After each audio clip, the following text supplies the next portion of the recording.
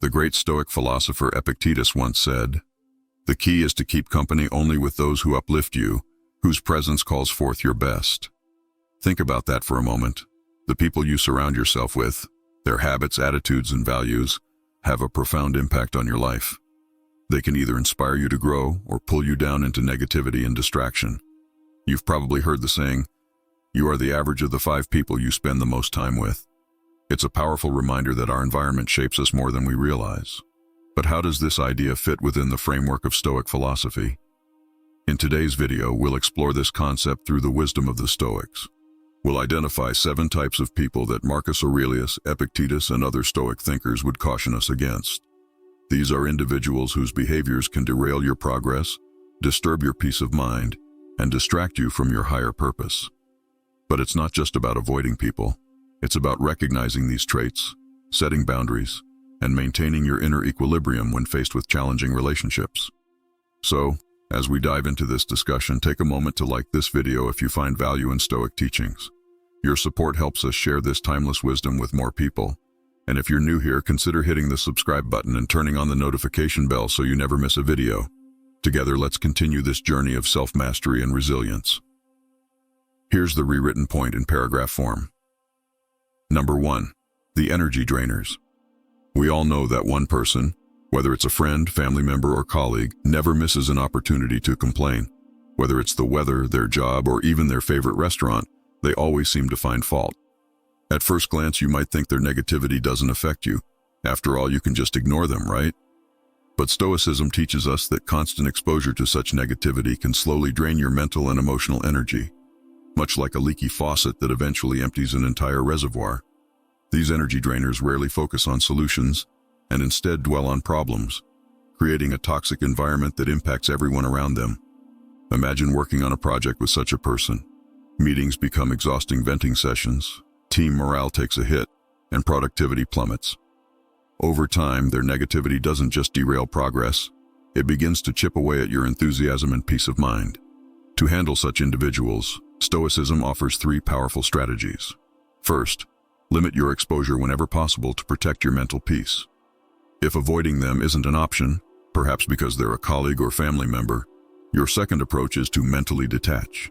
Treat their complaints as passing storms, loud and unsettling but ultimately powerless against the mountain of your inner tranquility. Finally, try redirecting their focus by steering the conversation toward solutions or more constructive topics. As Marcus Aurelius wisely said, "You have power over your mind, not outside events. Realize this, and you will find strength." By applying this timeless wisdom, you can safeguard your mental clarity and ensure that the negativity of others doesn't disrupt your Stoic journey of resilience and virtue. Number 2. The chaos spreaders. Imagine navigating life as if you were a ship sailing through calm waters, only to encounter the whirlpool known as the drama magnet. This type of person thrives on chaos, constantly surrounded by crises, conflicts, or controversies. At first, you might mistake their energy for passion or excitement, but before long, you'll realize that being in their orbit is like steering a ship into a relentless storm, exhausting and potentially harmful. What makes drama magnets particularly challenging is their ability to make their crises feel like their own. Their chaos is infectious, and without realizing it, you can find yourself entangled in conflicts you had no part in initially. For example, you might have a friend who's always in disputes with others in your social circle. One day it's Sarah they're upset with, and the next it's Tom. While trying to offer advice or mediate, you may unwittingly become a participant in their endless cycle of conflicts, even finding yourself at odds with Sarah or Tom. To handle a drama magnet, Stoicism offers practical strategies. One is reflective listening.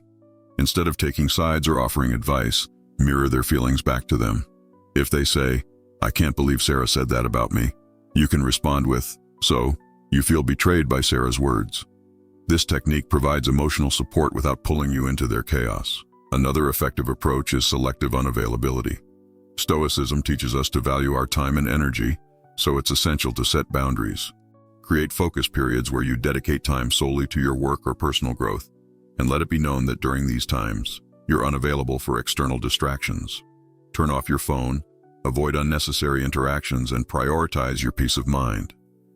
As Seneca wisely said, true happiness is to enjoy the present without anxious dependence upon the future. Instead of anxiously anticipating their next crisis, Anchor yourself in the present moment where you have control. Sail your ship with intention, steering clear of whirlpools that threaten your journey toward personal growth and inner peace. Number 3. The doubt spreaders. Imagine you're an artist creating a masterpiece. Each brushstroke brings life and vibrancy to your canvas, reflecting your vision and passion. Then, in walks the naysayer. With just a glance, they begin to critique. Are you sure about that color? That doesn't look realistic. You know most artists don't succeed, right? Their words, like strokes of gray paint, start to dull your vibrant creation. This isn't constructive criticism, which can be valuable. Instead, it's a constant stream of doubt and negativity. Take another example. You've decided to pursue a new career path. You've done your research, spoken to professionals, and even started taking relevant courses. Excitedly, you share your plans with the naysayers, only for them to list all the reasons you'll fail. The market is too competitive. Are you sure you have the right skills? What if you don't make it? Their doubts begin to seep into your mind, making your once clear vision feel shaky and uncertain. Dealing with naysayers, especially when they're close to you, can be challenging. One effective approach is to ask them for advice instead of simply sharing your plans. When people are placed in an advisory role, they're less likely to criticize outright and more inclined to offer constructive feedback. Another powerful strategy is to use positive confrontation. Instead of passively absorbing their negativity, challenge them to think of solutions. For instance, if they say, "You'll never be able to switch careers at this stage," you can respond with, "Interesting perspective. How do you think someone could successfully make a career change?" This not only deflects their negativity, but also encourages a more constructive dialogue. As Epictetus wisely said, "We have 2 ears and 1 mouth so that we can listen twice as much as we speak." But listening doesn't mean absorbing negativity. It means discerning valuable insights from mere noise. When the doubt spreaders try to cloud your canvas with their shades of skepticism, step back, reflect, filter their words, and continue painting your life with the colors that resonate with you. Don't let anyone turn your masterpiece into a dull, lifeless gray. Number 4. The self-made prisoner. Life can be compared to a game of chess, where each player has the same pieces and opportunities to strategize, take risks, and make sacrifices. The self-made prisoner, however, plays this game differently. They blame the board, the pieces, or their opponent for every setback. In their eyes, they are perpetually in checkmate, not because of their decisions, but due to external forces conspiring against them. Their narrative often revolves around self-pity. I can't succeed at work because my boss dislikes me, or I can't get fit because of bad genetics. While it's essential to recognize that some people face real hardships, the self-made prisoner uses their challenges as a permanent excuse to avoid accountability. Their story casts them as the helpless protagonist in a never-ending tale of misfortune. Engaging with such individuals can pull you into their narrative, often positioning you as the constant rescuer. For instance, you may spend hours listening to a friend blame their string of failed relationships entirely on their ex-partners. Over time, this doesn't just drain your energy, it might also subtly influence you to adopt a similar mindset, seeing obstacles as insurmountable rather than challenges to overcome. How can you deal with someone stuck in this victim mentality? While it may be tempting to play the savior and offer endless advice or support, Stoicism teaches us to protect our mental and emotional boundaries. One effective approach is compassionate detachment. Show empathy and kindness, but don't take on the role of their perpetual problem solver. Offer a listening ear without letting their narrative become your burden.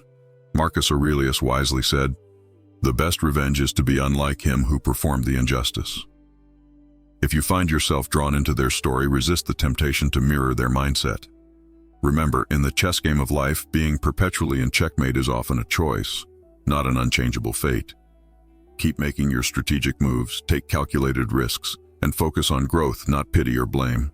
Life is meant to be lived with wisdom, resilience, and progress, not defined by excuses and stagnation. Number 5. The good vibes only pusher. You know the type. They're always radiating sunshine and rainbows, plastering their social media with endless streams of emojis, and insisting that all you need to do is just be happy. When life gets tough, they dismiss your feelings with a simple glittery wave of optimism, brushing aside your pain in favor of relentless positivity. Imagine life as a garden. There are beautiful flowers, but there are also weeds and pests. The toxic positivist, however, refuses to acknowledge anything that isn't perfect blooming rose. If you're dealing with aphids on your leaves, they'll say, "Don't worry, just focus on the flowers." Don't let the negativity into your garden. While this may sound uplifting, it can leave you feeling invalidated and disconnected from the reality of life's ups and downs. For example, say you're grieving after a difficult breakup. You're feeling sad, confused, and searching for emotional balance. The toxic positivist's advice? There are plenty of fish in the sea, just smile and be happy. Their oversimplified approach to positivity neglects the depth and complexity of human emotion. So how do you protect your emotional garden from being trampled by their indiscriminate sprinkling of good vibes only? One strategy is to engage in a conversation that acknowledges both light and shadow. If they say, "Look on the bright side, you have your health," you could respond with, "Yes, I'm grateful for my health, but it's also okay for me to feel upset about this specific issue." Both can coexist. This opens the door to a more nuanced understanding of emotions. Another useful approach is to practice emotional granularity, which refers to the ability to identify and differentiate between a wide range of emotions. So, when the toxic positivist pushes you to just be happy, you can take a moment to acknowledge your complex feelings. "I'm feeling melancholic today because of X, and that's okay." This simple affirmation can be liberating and empowering. As Seneca wisely said, "True happiness is to understand our duties toward God and man, to enjoy the present without anxious dependence upon the future." Notice the balance here, understanding that life includes both duties and challenges, while also finding joy in the present moment. Stoic thought is not about ignoring difficulties or only focusing on the positive. It's about embracing the full spectrum of life with equanimity and wisdom. So the next time a toxic positivist showers your garden with their confetti, take a step back. Remember, a garden needs both sunshine and rain to grow. Embrace the richness and complexity of your emotional world and keep tending to your garden with care, patience, and authenticity. Number 6. The manipulator. Picture your life as a movie. You're the main character, and you have a clear vision of how your story should unfold, where the plot twists happen, who your allies and mentors are, and what your final act looks like. Enter the manipulator, the shadowy producer who subtly rewrites your script without you even realizing it until one day you find your storyline veering completely off course. The manipulator is a master at emotional or psychological maneuvering. They might use flattery, guilt trips, or even deceit to push you in a direction that benefits them. For instance, you might have a friend who always seems to get you to pick up the check at dinner, saying something like, "I've been having such a rough month and you're so successful. It wouldn't mean much to you, but it would make my day." Over time, you realize your generosity has been taken advantage of, but confronting them feels uncomfortable because they've framed it as simply helping out a friend in need. Dealing with a manipulator is no easy task, but there are ways to reclaim control. One technique to counteract their tactics is called fogging. This involves agreeing with any part of their statements that holds some truth but refusing to be swayed by emotional manipulation. For example, if they say, "You're so successful you should cover dinner," you could respond with, "Yes, I have been doing well, but let's split the bill like we usually do." This keeps you from being drawn into their emotional game. Another strategy is to set clear, firm boundaries and stick to them. If the manipulator asks you to do something you're uncomfortable with, whether it's lending money or taking on a task you don't want to do, learn to say no assertively. Keep your tone calm and your words direct, like, "I can't lend money, but I'm happy to offer emotional support." This shows that while you care, you also respect your limits. Stoic philosophy offers powerful insight here. As Epictetus once said, "We cannot choose our external circumstances, but we can always choose how we respond to them." Manipulators thrive on your predictable reactions, whether it's your kindness, guilt, or desire for approval. But by choosing to respond differently, you reclaim control over your life's script. So the next time you spot a manipulator in your life, remember that you're the one holding the pen. Your storyline is yours to write, and while the cast may include a variety of characters, the protagonist's journey, your journey, should always be guided by your values and decisions. Reclaim your script and never let anyone hijack your narrative. Number 7. The time vampire. Imagine your daily routine as a carefully crafted symphony. Each task or commitment represents an instrument, and when played together, they create a harmonious balance. But then, the time vampire enters the scene, screeching off key, drowning out your melody and turning your beautiful composition into discordant noise. The time vampire may not be malicious. They may seem perfectly harmless, like a colleague who constantly interrupts you with trivial questions, fragmenting your productive workday into disjointed moments. Or perhaps a friend who invites you to countless social events you have no interest in, making you feel obligated to attend and draining your energy. Though these interruptions may seem insignificant at the moment, their cumulative effect can be profoundly disruptive. So how do you protect your symphony from being ruined by a time vampire? One effective strategy is the Pomodoro technique, a time management method where you break your work into intervals, traditionally lasting 25 minutes, followed by short breaks. During these focused intervals, make it clear that you're not to be disturbed. This sets a boundary that shields your most productive moments from being chipped away. If you're dealing with a social time vampire, remember that saying no is not only acceptable, it's essential for your well-being. Instead of offering elaborate excuses, a simple, "I appreciate the invite, but I can't make it," is sufficient. Declining an invitation is not a rejection of the person, but an affirmation of your own needs and priorities. As Seneca wisely said, "Life, if well lived, is long enough." Stoicism teaches us that time is one of our most precious resources, and we must allocate it wisely. It's the canvas on which we paint the portrait of our lives, so we must be highly selective about what and who deserves a stroke of our brush. In the grand composition of your life, ensure that each note, each instrument, and each melody aligns with your greater purpose. Don't allow the cacophonous intrusion of a time vampire to throw your symphony into disarray. Hold the baton firmly and conduct your life with purpose, making sure that every moment is a note well played in your harmonious masterpiece. As we've explored today, Stoicism provides us with powerful wisdom to help us navigate the many types of people who can derail our progress. By learning to identify and avoid the complainers, drama magnets, naysayers, victims, toxic positivists, manipulators, and time vampires in our lives, we can safeguard our mental peace and stay focused on what truly matters.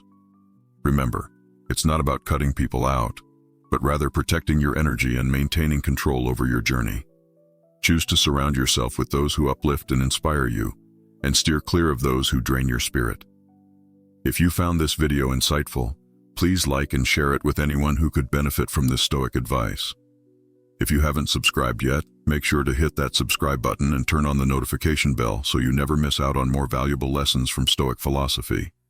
Thanks for watching, and as always, keep striving for a life of virtue, wisdom, and tranquility. See you in the next video.